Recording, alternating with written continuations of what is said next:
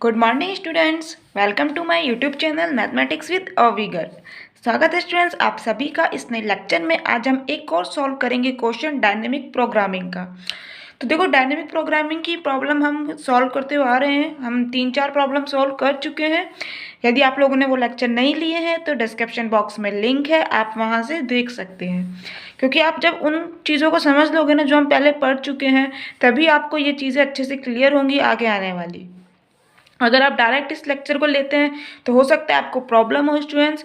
तो इसीलिए मैं सजेस्ट करूंगी, प्लीज़ पहले वाले लेक्चर देख लीजिए एक बार, तब आपको ये चीज़ें अच्छे से क्लियर हो जाएंगी। तो देखो, एक क्वेश्चन है आपका डायनेमिक प्रोग्रामिंग का।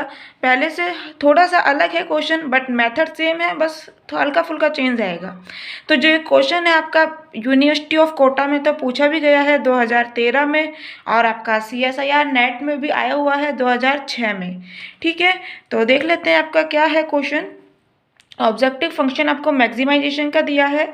z is equal to C1x1 C2x2 plus dash dash dash plus CN XN, जहाँ जो आपके C1 C2 हैं, CN है, कांस्टेंट है, और इनके साथ एक कंडीशन दी है कि ये बढ़ते हुए क्रम में असेंडिंग ऑर्डर में है। ठीक है, C1 से बड़ा C2 है, C2 से बड़ा C3 है। ठीक है, इस तरह से CN क्या है आपका सबसे बड़ा। इससे पहले क्या आएगा, इससे पहले आएगा आपका CN-1। ठीक है, तो इस तरह से यहाँ आपको कंडीशन दी है कांस्टेंट पे, और यहाँ ऑब्जेक्टिव फंक्शन दिया है आपको कुछ इस तरह से x1 plus x2 plus dash dash plus xn is equal to B. Non negative restriction दिए हैं, सभी जितने भी x है आपके ग्रेटर देन इक्वल टू 0 है। तो देखो, डायनेमिक प्रोग्रामिंग का प्रॉब्लम हम कैसे सॉल्व करते हैं। सबसे पहले तो वेरिएबल देख लेते हैं। तो आपको क्वेश्चन में n वेरिएबल दिए हैं, तो यही लिखा है मैंने कि this is a problem of n variables. ठीक है, सो हम इस कंसीडर कर सकते हैं n स्टेज प्रॉब्लम की तरह। ठीक है, जब n वेरिएबल की यानी कि n स्टेज आएंगी इस पे। इसी तरह से हम डायनेमिक प्रोग्रामिंग के क्वेश्चन सॉल्व करते हैं स्टेज बनाकर। ठीक है, तो the number R of parts in which B is divided. यहाँ आपको टोटल क्या दिया है, बी दिया है। जो हमने प्रीवियस क्वेश्चन किया था उसमें यहाँ मल्टीप्लाई था। ठीक है, और एक क्वेश्चन किया था हमने उसमें यहाँ RHS में 1 था। तो जो भी चेंज आते हैं आप लोग उन लेक्चर्स में जाके देख सकते हैं। तो यहाँ हम क्या करते हैं, जो भी आपके कंस्ट्रेंट में दिया है उसे हम डिवाइड करते हैं। ठीक है, आर पार्ट्स में हम लेके चलते हैं, सारे क्वेश्चन ऐसे ही किए थे, बाद में एन के लिए प्रूफ कर देते हैं। ठीक है, तो यही लिखा है मैंने कि the number R of parts in which B is divided may be consider as rth stage. जैसे कि हम आर बराबर जब 1 लिखते हैं तो हम क्या कहते हैं, फर्स्ट स्टेज के लिए हम कर रहे हैं प्रूफ। यानी कि फर्स्ट स्टेज पे क्या होगा, आपने बी को डिवाइड करा है एक पार्ट में, यानी कि वो खुद पे है। समझते हो ना, एक चीज़ को आप डिवाइड कर रहे हो एक पार्ट में, इसका मतलब हमने उसका रियलिटी में तो डिवाइड करा ही नहीं है उसे। सोचिए, एक चॉकलेट है आपके पास, उसे आपने बोला है 2 पार्ट में डिवाइड करो, तो आप हाफ हाफ कर दोगे। बोला है इसे एक पार्ट में डिवाइड करो, तो क्या कहोगे कि एक पार्ट में तो पहले से ही है, उसे हमें डिवाइड करने की रिक्वायर ही नहीं है। ठीक है, कोई नीड नहीं है उसको एक पार्ट में डिवाइड करने की, क्योंकि वो पहले से ही है, एज इट इज़ है। तो बस यही लिखा है हमने कि आप आर पार्ट्स को rth स्टेज की तरह कंसीडर कर सकते हैं। देखो, अब हमें क्या करना होता है, जो आपका दिया है प्रॉब्लम उसे हमें FRB की फॉर्म में लिखना होता है। ये क्या है, आपका क्वेश्चन मैक्सिमाइजेशन का है ना, तो हम FRB क्या मानते हैं कि जो आपको मैक्सिमम वैल्यू निकालनी है ना, वो आपकी FRB है। हम इस तरह से कंसीडर करके चलते हैं, rth स्टेज लेके चल रहे हैं, R नंबर लेके चल रहे हैं, इसलिए यहाँ R आ गया। हम वेरिएबल यहाँ पर आपको क्वेश्चन में n दिया है, तो हम लास्ट में n के लिए प्रूफ कर देंगे। इसी की तो वैल्यू निकालनी है ना n वेरिएबल की, कि मैक्सिमम वैल्यू क्या होगी, यही पूछ रहे हैं आपको क्वेश्चन में। तो बस इसको हम लेके चल रहे हैं r की तरह। ठीक है, लास्ट में हम r की जगह n रखकर प्रूफ कर देंगे। ठीक है, तो देखो FRB हमने मान लिया, ये आपका मैक्सिमाइजेशन करना है इस प्रॉब्लम को, तो ये हमने लिख लिया है समीशन की फॉर्म में। ठीक है, समीशन CI XI, जहाँ I वेरी करेगा 1 to R, लास्ट में हम N के लिए प्रूफ कर देंगे। मैं बार बार कह रही हूँ, इसीलिए देखो मैंने यहाँ R की वैल्यू लिख दी है 1 to N। ठीक है, N तक जा रही है R की वैल्यू। कंस्टेंट आपको कुछ इस तरह से दिए हैं, N वेरिएबल के लिए, हम R के लिए लिख रहे हैं, तो हमने R तक ले लिया। ठीक है, x1 plus x2 plus xr is equal to B, और ये भी नॉन नेगेटिव रिस्ट्रिक्शन में भी R तक वेरिएबल ली है। ठीक है, अब हमने क्या कहा, let initial state is B, initial state हमने बी मानी है, वही कि आपने इसको डिवाइड अभी नहीं किया है। And initial decision at rth stage is X R is equal to Z, यहाँ हमने एक्स आर को माना है जेड। ठीक है, हमने और प्रॉब्लम भी इसी तरह से सॉल्व की थी, एक्स आर की जगह हम एक जेड नया वेरिएबल इंट्रोड्यूस कराते हैं। तो आप बेलमैन प्रिंसिपल से इस एफ आर बी को कैसे लिख सकते हो, बताया था ना बेलमैन प्रिंसिपल में क्या होता है, एफ आर बी लिख रहे हो ना, तो एक्स आर के यहाँ पर आपके पास आई आर तक वेरी कर रहा है। ठीक है, तो हम क्या करते हैं, आर वाले पार्ट को अलग कर लेते हैं और बचे हुए पार्ट को ऐड करके अलग से लिख देते हैं। देखो यही लिखा है, यहाँ क्या आएगा आपके पास सी आर एक्स आर, और एक्स आर की जगह जेड माना है तो लिख दिया Z as it is, plus मैंने क्या कहा आर माइनस वन वाले पार्ट को एज इट इज़ लिख लेते हैं हम। तो एफ आर के लिए लिखा है यहाँ, तो बचेगा क्या, जब आर वाला पार्ट निकाल लिया तो आर माइनस वन, तो यही लिखा है F R minus one B minus Z. B minus Z क्यों लिखा है, तो देखो जेड आपने आर वाला पार्ट मान लिया, टोटल हमें एडिशन दिया हुआ है बी, तो आपके पास बचेगा क्या, आर वाला पार्ट एक्स आर पार्ट चला गया तो बचा क्या बी माइनस जेड, तो यही लिखा है बी माइनस जेड। ठीक है, बी टोटल है उसमें से जेड चला गया तो बचा क्या बी माइनस जेड, इस तरह से समझ सकते हैं आप। ठीक है, जैसे कि यहाँ टोटल क्या है बी, बी क्यों, क्योंकि यहाँ एडिशन आपका बी आ रहा है, कंस्ट्रेंट में जो भी होता है वो चीज़ यहाँ पर आती है। जब आपके क्वेश्चन में वन थी तो हमने यहाँ वन लिखा था। ठीक है, फिर हम यहाँ का क्या कर रहे थे वन माइनस जेड। ठीक है, तो देखो अब F R minus one B minus Z आ चुका है। अब हमें इक्वेशन नंबर फर्स्ट डाल देते हैं इसको, क्यों, इसे मैंने आपको बताया था, इस इक्वेशन को हम रिकरेंस रिलेशन कहते हैं और इसका बार बार यूज़ करते हैं, इसी में अब हम आर की वैल्यू पुट करेंगे। ठीक है, देखो मैंने यहाँ लिख भी दिया है x1 plus x2 plus X R का एडिशन b आ रहा है, यहाँ पर इससे पहले क्या आएगा एक्स आर माइनस वन, तो एक्स आर को इधर भेज दो तो क्या आ जाएगा एक्स आर माइनस वन तक का addition b minus X R, यही लिखा है। और एक्स आर की वैल्यू हो गई आपके पास जेड यहाँ से, तो ये क्या बचा बी माइनस जेड, इसीलिए ये आ गया। क्लियर, अब देखो आर बराबर एक इस वाली इक्वेशन में पुट करो तो क्या आ जाएगा, आर की जगह वन लिखा, यहाँ क्या हो जाएगा सी वन जेड। देखो आप ये कहोगे यहाँ क्यों नहीं लिखा, one minus one zero, F zero कुछ नहीं है, वो एग्जिस्ट ही नहीं करता। यहाँ पर आर बराबर एक का मतलब क्या है, फर्स्ट स्टेज है, फर्स्ट स्टेज में आपने बी माना हुआ है, यानी बी को आपने अभी करा ही नहीं है, आपने इसका डिवाइडेशन आपने इसके पार्टीशन करी ही नहीं है, तो इसकी ज़रूरत कहाँ से आ गई, बचेगा क्या, एक टोटल चीज़ बी है आपके पास। ठीक है, तो जेड की वैल्यू क्या हो जाएगी यहाँ पर बी, क्योंकि इनिशियल स्टेज मानिए ना जेड, इनिशियल डिसीजन माना है जेड। ठीक है, और इनिशियल में आपके पास है भी बी अभी, तो जेड बराबर क्या हो जाएगा बी, तो यहाँ पर क्या आ जाएगा सी वन बी। ठीक है, मैक्सिमम वैल्यू क्या हो जाएगी जेड की, जेड वेरी कहाँ करता है आपका जीरो से लेकर बी तक, तो यहाँ पर जेड की मैक्सिमम वैल्यू बी हो सकती है, तो जेड की मैक्सिमम वैल्यू बी रखी, तो इसका आपका मैक्सिमम आ गया बी। ठीक है, सी वन बी। अब देखो आर बराबर टू पुट करो इस इक्वेशन में, तो क्या हो जाएगा यहाँ पर सी टू, यहाँ क्या आएगा एफ वन, तो यही लिखा है। अब देखो एफ वन बी की वैल्यू है हमारे पास, तो क्या बी माइनस जेड के लिए नहीं निकाल सकते, यहाँ बी की जगह बी माइनस जेड लिख दो, तो यहाँ क्या हो जाएगा सी वन बी माइनस जेड। ठीक है, देखिए सी टू जेड, यहाँ हमने वैल्यू रख दी सी वन बी माइनस जेड। अब हमने जेड वाले पार्ट को एक साथ लिख लिया, जेड कॉमन ले लिया, क्या बचेगा सी टू माइनस सी वन। ठीक है, और ये सी वन भी आपका एज इट इज़। अब हमें क्या करना होता है, जैसे हमने प्रीवियस क्वेश्चन में किया था, इस यहाँ पे क्या दिखा हुआ है, मैक्सिमम वैल्यू लेना है इस ब्रैकेट की। ठीक है, तो देखो मैंने इसको क्या कहा S2 माना, जैसे हम प्रीवियस क्वेश्चन में मानते हुए आए हैं, इस वाले पार्ट को हमने मान लिया S2। तब हमने कहा S2 मैक्सिमम कब होगा, जो हमारे प्रीवियस क्वेश्चन थे उनमें हमने डिफ्रेंशिएशन करके निकाला था, आज हमें डिफ्रेंशिएशन की ज़रूरत ही नहीं है यहाँ, क्योंकि आपको C2 C1 पे एक कंडीशन दी हुई है। क्या कंडीशन दी है कि असेंडिंग ऑर्डर में यहाँ C2 ग्रेटर देन है C1 से, इसका मतलब C2 माइनस C1 क्या आएगा पॉजिटिव, तो जब ये पॉजिटिव है, ये तो कांस्टेंट है, इससे तो कोई मतलब नहीं है, यहाँ डिपेंड करता है जेड की वैल्यू पे, क्योंकि ये भी पॉजिटिव है ये भी पॉजिटिव है, तो अगर हम जेड की वैल्यू जितनी मैक्सिमम रख सकते हैं उतनी मैक्सिमम रख लेते हैं, तब हमारा इसका जो ब्रैकेट का वैल्यू आएगा टोटल मैक्सिमम आएगा। तो यही लिखा है मैंने, S2 हमने माना अंदर वाले पार्ट को, तब S2 मैक्सिमम होगा यदि C2 माइनस C1 मैक्सिमम हो। C2 माइनस C1 मैक्सिमम कब होगा, जब जेड की वैल्यू मैक्सिमम रखोगे आप, और जेड की मैक्सिमम वैल्यू क्या हो सकती है बी, क्योंकि जीरो से बी तक वेरी कर रहा है आपका जेड, तो यही लिखा है हमने C2 माइनस C1 पॉजिटिव है और यहाँ पर सब चीज़ डिपेंड करती है जेड पे, तो जेड की वैल्यू हुई कंप्लीट बी पुट कर देते हैं। तो यहाँ से आपके पास क्या आ जाएगा, यहाँ पे बी पुट करेंगे तो C2 minus C1B plus C1B। अब ये माइनस C1B है, ये प्लस C1B, तो कैंसिल हो गया आपका, बच्चा क्या C2B, ये एज इट इज़ लिख दिया। ठीक है, तो यहाँ पर r बराबर 2 के लिए मैक्सिमम वैल्यू क्या आ जाती है, C2B। ठीक है, हमें n के लिए निकालनी है, क्वेश्चन में आपके पास xn था xn के लिए अभी निकालेंगे हम। ठीक है, ऑप्टिमल पॉलिसी किस तरह से लिखेंगे r बराबर 2 के लिए। अब देखो यहाँ हमारे z की वैल्यू क्या है b, और टोटल भी आपके पास b है, यानी कि यहाँ हमने पार्टीशन नहीं किया है, इसे कंप्लीट b को रखा हुआ है। तो ऑप्टिमल पॉलिसी क्या हो जाएगी, 0, b। जो हमारे प्रीवियस क्वेश्चन थे उनमें अलग थी ऑप्टिमल पॉलिसी, तो इसीलिए मैं आपसे बार बार कह रही हूँ उन लेक्चर्स को ले लीजिए। मैं आपको हर मेथड का क्वेश्चन करा रही हूँ, ये कुछ अलग मेथड का है, वो आपके पास थोड़ा सा अलग मेथड के थे, तो इसलिए सभी लेक्चर लेते हुए चलेंगे तो आपके एग्जाम में नंबर कहीं नहीं कटेंगे, आप सभी टाइप के क्वेश्चन कर पाएंगे। क्लियर।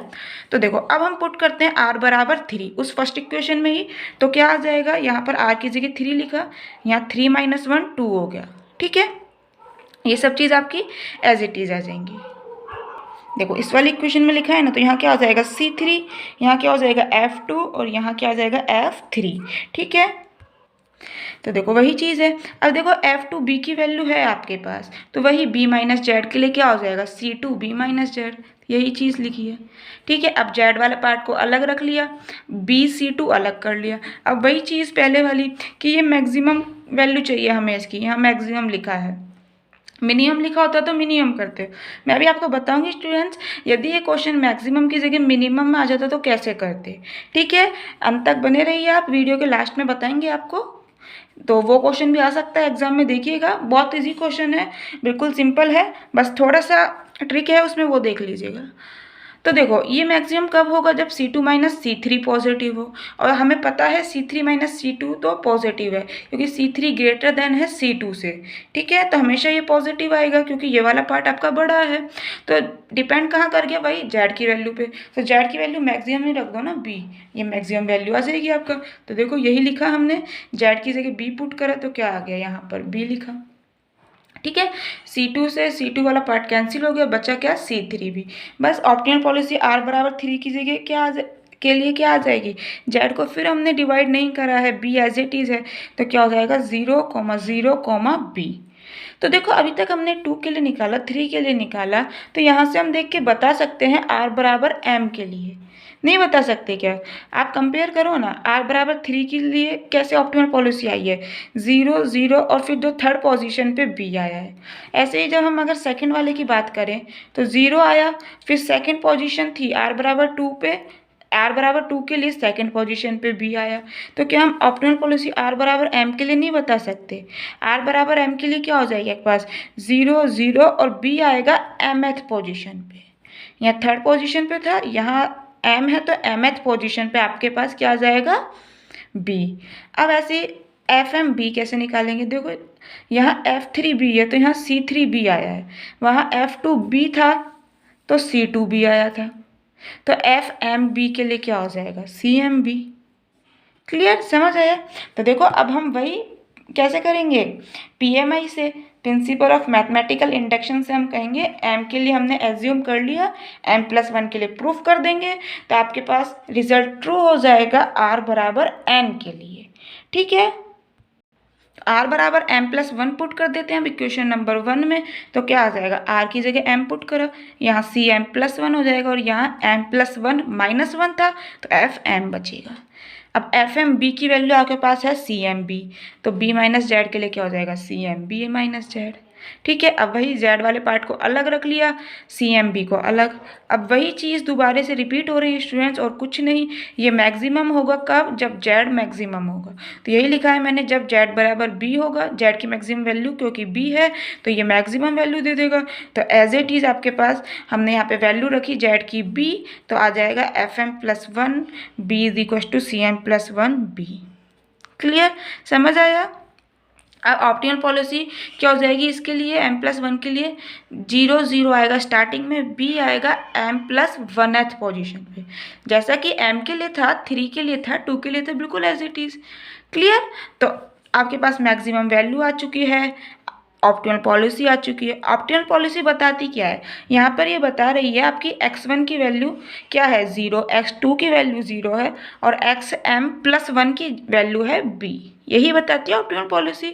ठीक है, इसी तरह से हम एलपीपी में सॉल्व करते हैं ना, ऑब्जेक्टिव फंक्शन की वैल्यू निकालनी होती है हमें, मैक्सिमम मिनिमम जो भी पूछ रहा है, और जो वहाँ वेरिएबल है x1 x2 उनकी वैल्यू बतानी है। तो ये वही वैल्यू बता रही है आपकी ऑप्टिमल पॉलिसी। ठीक है, तो देखो प्रिंसिपल ऑफ मैथमेटिकल इंडक्शन से हम कह सकते हैं r बराबर n के लिए क्या हो जाएगी ऑप्टिमल पॉलिसी 0 0 और b आएगा nth पोजीशन पे, n के लिए बोल रहा है।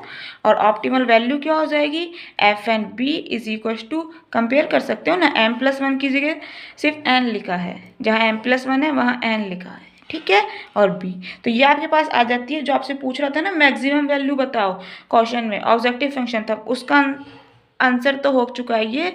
और जो आपसे वहाँ x1 x2 xn की वैल्यू बोल रहा था, तो यहाँ से आप बता सकते हो x1 की वैल्यू 0, x2 की वैल्यू 0 और xn की वैल्यू है b। ठीक है, तो आप लोग सेटिस्फाई करके देख सकते हो। वहाँ पर था आपके पास ऑब्जेक्टिव फंक्शन में आपके पास था मैक्सिमम वैल्यू निकालो इसकी, तो इसकी वैल्यू हमारे पास आ चुकी है। ठीक है, सी एन बी, और ये आपके पास यहाँ पर सेटिस्फाई करके देख लो, x1 की वैल्यू 0, x2 की वैल्यू 0 आ रही है और xn की वैल्यू b आ रही है। तो 0 + 0 + b कितना हो जाएगा, b आ जाएगा। यहाँ जितने भी वेरिएबल है सबकी वैल्यू 0 है, तो सेटिस्फाई हो रहा है यहाँ पर, RHS LHS बराबर आ रहे हैं। ठीक है, तो समझ आया स्टूडेंट्स। देखो अब हम नेक्स्ट लेके चलते हैं। देखो स्टूडेंट्स, यहाँ हमें दिया था C1 < C2 Cn-1 Cn। अगर यहाँ लेस देन की जगह ग्रेटर देन दे देता तो क्या चेंज आता है। ठीक है, अब ये चीज़ समझिएगा, क्वेश्चन आ सकता है। तो देखो यहाँ पर हमें देता कि C1 बड़ा है C2 से। ठीक है, समझने की कोशिश करना, ऑब्जेक्टिव फंक्शन यही दिया है, सब्जेक्ट भी यही है। ठीक है, कंस्टेंट भी यही है, बस चेंज हमारा यहाँ किया है, जो आपके कांस्टेंट है उनकी कंडीशन में लेस देन की जगह ग्रेटर देन दे दिया है। तो देखो स्टूडेंट्स, बिल्कुल एज इट इज़ करना है आपको, चेंज कहाँ आएगा, बिल्कुल सब चीज़ एज इट इज़ लिखना। देखो चेंज आएगा आपके पास यहाँ F1 भी एज इट इज़ आएगा C1 भी। चेंज आएगा स्टूडेंट्स R बराबर 2 के लिए। R बराबर 2 के लिए आप लोगों ने इस तरह से कर लेंगे। ठीक है, जैसा अभी किया, यहाँ F1 B - Z की वैल्यू भी रख देंगे C1 B - Z। ठीक है, देखो यहाँ तक आ जाएगा। यहाँ आपके पास क्या आ जाएगा C2Z + C1 B - Z। बिल्कुल आप एज इट इज़ भी लिख लेंगे। यहाँ पर अब क्या आएगा, आपका मैक्सिमम वैल्यू चाहिए होगी। ठीक है, यहाँ मैक्सिमाइजेशन है, बिल्कुल सेम एज इट इज़ लिखना है। यहाँ हमारे पास क्या था कि C2 ग्रेटर देन था C1 से, बट अब हमारे पास क्या है, अब हमारे पास है C1 ग्रेटर देन है C2 से। तो मुझे बताओ यहाँ क्या लिखा है C2 - C1। ठीक है, ध्यान समझना, यहाँ C2 - C1 लिखा है और मैं कह रही हूँ C1 ग्रेटर देन है C2 से, इसका मतलब ये वैल्यू नेगेटिव आएगी। ठीक है, आप यहाँ से देखो ना, C2 इसको C1 को इधर भेजो तो क्या आएगा C2 - C1। ठीक है, और यहाँ क्या आपके पास ये वाला साइन और ये 0, तो क्या मैं इसको इस तरह से नहीं लिख सकती क्या, C2 - C1 लेस देन 0, यानी कि ये क्या हो गया आपके पास, ये हो गया नेगेटिव। तो मुझे बताओ यहाँ पर C2 - C1 नेगेटिव आ रहा है, तो Z की वैल्यू अगर हम यहाँ पर B ही लिख देते हैं, B ही लिख देते हैं इसकी मैक्सिमम वैल्यू, तो ये तो -B आ जाएगा। यहाँ पर क्या आएगा, यहाँ पर नेगेटिव आ जाएगा स्टूडेंट्स। यहाँ पर आप B पुट करेंगे तो यानी कि ये मैक्सिमम वैल्यू नहीं देगा, ये नेगेटिव में चला जाएगा। यहाँ हमें मैक्सिमम वैल्यू चाहिए, इसका मतलब क्या करें, हम ऐसा करते हैं कि इस नेगेटिव वैल्यू को ख़त्म कर देते हैं, नेगेटिव वैल्यू ही ना रहे, इसको फिनिश करो। तो इसका मतलब अगर हम Z की वैल्यू 0 रख देते हैं तो ये वाली टर्म फिनिश हो जाएगी। ठीक है, वैनिश हो जाएगी, ख़त्म हो जाएगी, बचेगा क्या आपके पास C1 भी, ये हो जाएगा मैक्सिमम। ठीक है, समझ आया, दोबारा समझो, ये नेगेटिव आ रहा है, नेगेटिव में अगर हम Z की मैक्सिमम वैल्यू रख देते हैं B, तो ये हो जाएगा -B, और ये हमारे पास बहुत नेगेटिव हो रहा है, नेगेटिव स्टूडेंट्स, ये Z की मैक्सिमम वैल्यू है, तो इसका मतलब ये हमें मिनिमम वैल्यू देगा और हमें चाहिए कौन सी, मैक्सिमम वैल्यू। तो नेगेटिव वाले पार्ट को ख़त्म करो। आप यहाँ पर क्या लिखेंगे, हमें यहाँ पर लिखना होगा Z की वैल्यू 0 लेनी पड़ेगी, Z की वैल्यू 0 लेंगे तब ये आपको मैक्सिमम वैल्यू देगा। ठीक है, तो यहाँ पर क्या आ जाएगा, F2B = आ जाएगा आपके पास C1B, क्योंकि Z की वैल्यू 0 पुट करोगे तो ये टर्म खत्म हो गई, बचा क्या C1B। तो यहाँ चेंज कहाँ आएगा, F2B की वैल्यू में, F2B क्या हो जाएगा C1B। ठीक है। F1B भी आपके पास क्या आया था, C1B, सेम ही था। अब देखो 3 पे चलते हैं, तो 3 के लिए भी वही चीज़, यहाँ पर आपके पास क्या है, C2 ग्रेटर देन है C3 से, ठीक है। हमारे पास क्या है, C2 ग्रेटर देन है C3 से, तो वही चीज़ ये नेगेटिव है, तो नेगेटिव हमें चाहिए नहीं, हमें मैक्सिमम वैल्यू चाहिए, तो Z की वैल्यू यहाँ भी 0 पुट करो, ठीक है। Z की वैल्यू यहाँ 0 पुट करोगे तो आपके पास क्या बचेगा, देखो यहाँ भी चेंज आएगा। यहाँ हमारे पास F2B की वैल्यू क्या आई है, C1B, तो B माइनस जेड के लिए क्या हो जाएगा, F2B माइनस जेड आ जाएगा आपके पास। F2B माइनस जेड क्या आ जाएगा, C1B माइनस जेड, ठीक है। अब यहाँ पर क्या है आपके पास, इसकी वैल्यू आपने क्या करी, 0 पुट करी, ठीक है। तो ये वाली टर्म तो वैनिश हो गई। यहाँ पर क्या आएगा आपके पास, C1B माइनस जेड, तो जेड की वैल्यू 0 पुट करनी है यहाँ भी, तो क्या बचेगा, सिर्फ C1B। तो F2BB क्या आ जाएगा आपके, सॉरी स्टूडेंट्स, F3BB क्या आ जाएगा आपके पास, यहाँ से F3BB आ जाएगा C1B बचा।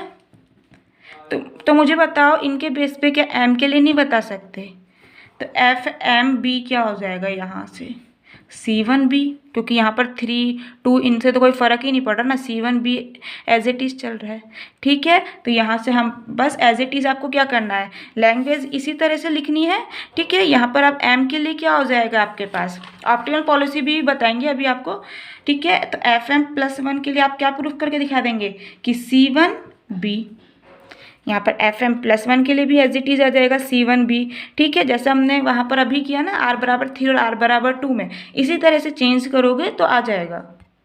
देखिए यहाँ पर करेंगे ना, Z की वैल्यू 0 पुट करेंगे तो ये क्या हो जाएगा, ये वाली टर्म तो फिनिश हो जाएगी। यहाँ क्या आएगा, CMB माइनस जेड, ठीक है, सॉरी C1, यहाँ क्या आएगा C1, जैसा कि आपके पास यहाँ आया था। यहाँ पर आप M के लिए लिखेंगे तो क्या आ जाएगा, FMB माइनस जेड क्या आएगा, यहाँ से निकाल लो ना, C1B माइनस जेड, तो जेड की वैल्यू 0 पुट करी तो क्या बचेगा, C1B ही बचेगा। तो यहाँ भी क्या आ जाएगा आपके पास, C1B, ठीक है। तो ऐसे ही N के लिए प्रूफ कर देंगे आप, क्या आ जाएगा, FNB इज इक्व टू भी आ जाएगा आपके पास C1B। अब आती है ऑप्टिमल पॉलिसी की बात। तो देखो ऑप्टिमल पॉलिसी में क्या होगा, देखिए ऑप्टिमल पॉलिसी में जब आपने जेड की वैल्यू B लिखी थी तो आपने क्या लिखा था, 0,B। अब हम जेड की वैल्यू क्या लेके चल रहे हैं, 0, क्योंकि तभी हमारे मैक्सिमम वैल्यू आ रही है। तो क्या हो जाएगा, R=2 के लिए अब ऑप्टिमल पॉलिसी अब हो जाएगी आपके पास B,0, ठीक है। यहाँ पर आप जेड की वैल्यू क्या पुट कर रहे हैं, जेड की वैल्यू 0 पुट कर रहे हैं ना, तो B की जगह 0 आएगा, ठीक है। तो इसका मतलब क्या हुआ, ऑप्टिमल पॉलिसी आएगी B, अब 0 हो जाएगी R=2 के लिए, ठीक है। तो R=3 के लिए क्या हो जाएगी, B,0,0 इस तरह से, ठीक है। तो इसी तरह से R=M के लिए हो जाएगी आपके पास B और ये 0, 0, ये कहाँ तक चलेगा, डैश डैश, ये कहाँ तक चलेगा, ये आएगा आपके पास, ये देखो 2 के लिए 2 बार आया, यहाँ 3 बार, तो M के लिए क्या इतना हो जाएगा, ये आएगा M टाइम्स, ठीक है। तो इसी तरह से R=M+1 के लिए क्या होगा, R=M+1 के लिए आपके पास आ जाएगा B,0,0 डैश डैश डैश 0, ये आपके पास आएगा M+1 टाइम्स। और N के लिए करना होगा तो क्या हो जाएगा, इसी तरह से आएगा, सिर्फ यहाँ पर क्या आ जाएगा, N टाइम्स, ठीक है। समझ आया क्या चेंजेस आएंगे, यहाँ पर N के लिए क्या लिख दोगे, B,0,0 ही आएगा, यहाँ पर सिर्फ यहाँ फर्स्ट पोजीशन पे B आएगा, ठीक है। और ये कितनी बार आएंगे, ये आएंगे आपके पास N टाइम्स। क्लियर, समझ आया क्या चेंज आता है, सिर्फ देखो कांस्टेंट के चेंज होने से, जो कांस्टेंट पे कंडीशन दी है उसके चेंज होने से हमारा कितना आंसर पे फ़र्क पड़ गया, बिल्कुल वैल्यू चेंज हो गई, कहाँ तो CN आ रहा था, यहाँ C1 ही आ रहा है। Clear, so thank you students, मिलते हैं नेक्स्ट लेक्चर में कुछ और अच्छे क्वेश्चंस के साथ। अगर आपकी कोई भी क्वेरी है, कुछ भी प्रॉब्लम आ रही है तो कमेंट बॉक्स में प्लीज़ बताइए, और यदि कुछ भी प्रॉब्लम नहीं है तो अगर आपको अच्छा लगा हो तो आप लाइक कर सकते हैं वीडियो को, ठीक है। सो थैंक यू स्टूडेंट्स, मिलते हैं नेक्स्ट लेक्चर में।